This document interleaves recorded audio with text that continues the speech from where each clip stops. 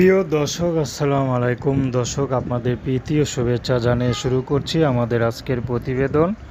তো দর্শক, আজকে আমরা এক হিন্দু মেয়ের জীবনের গল্প তুলে ধরব, যার নাম হচ্ছে মায়াবী।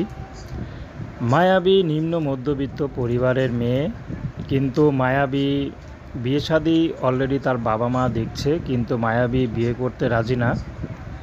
কারণ মায়াবী চাচ্ছে মুসলিম কোনো ঘরের ছেলে বিয়ে করতে।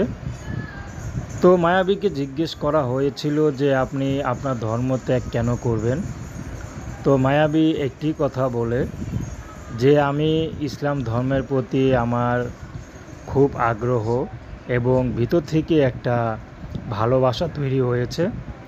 তো এই জন্য চাচ্ছি যে কোনো মুসলিম ছেলে বিয়ে করব। কিন্তু তাকে এটাও বলা হয়েছিল মুসলিম ছেলে বিয়ে করলে তো আপনারা আপনার এই সমাজে থাকতে পারবেন না, হয়তো আপনার বাবা আপনাকে ত্যায্য করতে পারে। তো মায়াবী সেটাও রাজি আছে, কিন্তু মায়াবীর একটি কথা, ছেলে যেন ভালো হয়, গরিব হোক সমস্যা নেই, সে যাতে আমাকে ছেড়ে চলে না যায়। কারণ আমি সব কিছু ছেড়ে তার কাছে যাব। এখন সে যদি আমাকে ছেড়ে চলে যায় তাহলে আমার দুঃখের সীমা থাকবে না।